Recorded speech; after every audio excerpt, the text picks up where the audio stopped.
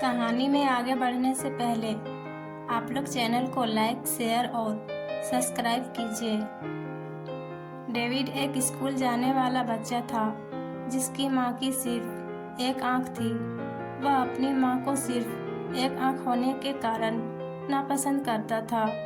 वह हमेशा अपनी माँ से शर्मिंदा महसूस करता था और उसे स्कूल ले जाने के लिए उससे आग्रह नहीं करता था। डेविड की माँ पिस्सू बाजार में एक छोटी सी पौधे की दुकान चलाती थी। वह कड़ी मेहनत करती थी और अपनी ज़रूरतों को पूरा करने के लिए जितना भी पैसा कमा सकती थी बेच देती। डेविड को अपनी जीवन स्थितियों से नफरत थी और वह बड़ा होकर अमीर बनना चाहता था। एक दिन डेविड के स्कूल में पेरेंट्स डे का आयोजन किया और सभी बच्चों से अपने माता पिता को स्कूल में आमंत्रित करने के लिए कहा। डेविड अपने दोस्तों के सामने हंसी का पात्र नहीं बनना चाहता था और इसलिए उसने अपनी मां को आमंत्रित नहीं करने का फैसला किया। हालांकि डेविड की मां को इस बारे में तब पता चला जब उसने डेविड का लंच पैक करते समय उसकी स्कूल डायरी पढ़ी। उसे लगा कि डेविड उसे बताना भूल गया और उसने उसे उसके पसंदीदा नाश्ते से सरप्राइज देने का फैसला किया।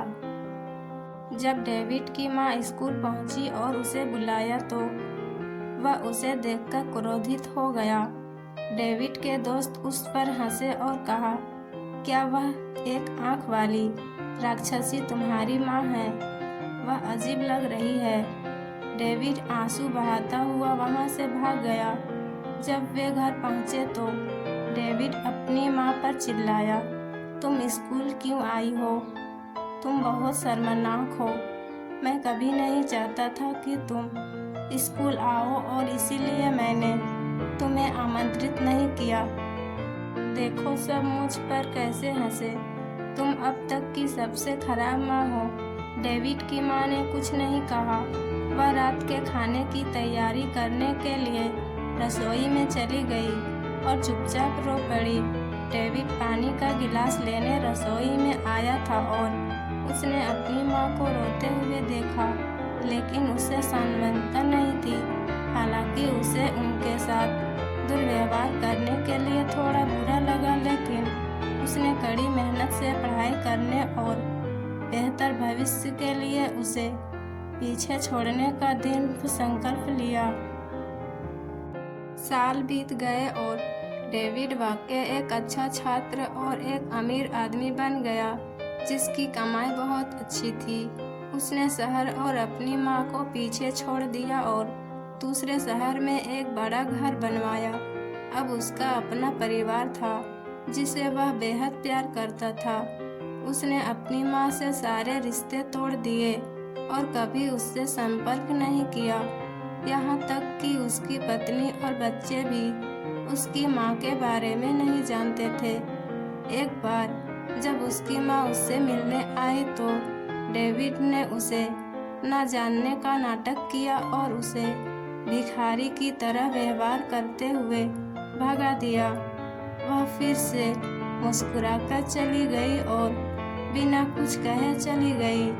कुछ दिनों बाद डेविड को अपने स्कूल से एक ईमेल मिला जिसमें उसे स्कूल के पुनः मिलन में आमंत्रित किया गया था। डेविड अपने परिवार को अपने दोस्तों से मिलने के लिए पुनर्मिलन में ले गया, उम्मीद करते हुए कि उनकी माँ उनकी पिछली मुलाकात के बाद स्कूल में नहीं आएगी। डेविड की बेटी ने पुनर्मिलन पार्टी में पहनी हुई बालियाँ खो दी और इस बारे में बहुत हंगामा किया। इसलिए डेविड ने उसके लिए नई बालियाँ खरीदने का फैसला किया। जब डेविड अपने पुराने घर के पास से गुजरा तो वह उत्सुकता से अंदर चला गया। उसे अपनी माँ कहीं नहीं मिली, केवल उसकी डायरी मिली जिसमें वह अक्सर कुछ लिखती थी। इतने सालों के बाद डेविड को आखिरकार यह देखने को मिला कि उसमें क्या लिखा था। डेविड को यह जानकर बहुत दुख हुआ कि उसकी माँ ने डेविड को अपनी दूसरी आंख दान कर दी थी। जब वह बचपन में एक दुर्घटना में अपनी दूसरी आंख खो बैठा था, उसने उस डायरी में डेविड के लिए अपने सपनों और आकांक्षाओं को दर्ज किया था और उन सभी समयों को भी जब डेविड ने उसके साथ दुर्व्यवहार किया था।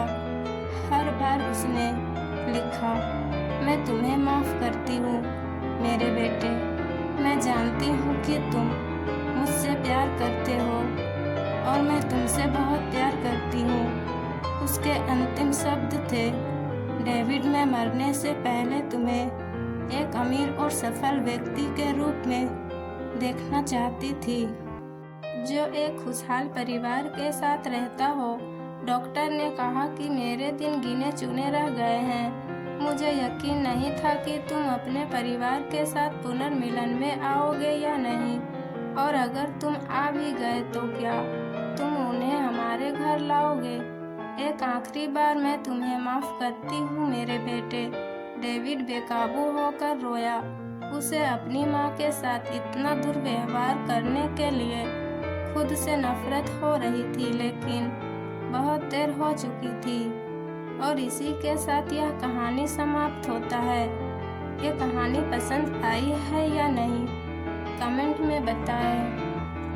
फिर मिलते हैं अगली वीडियो में।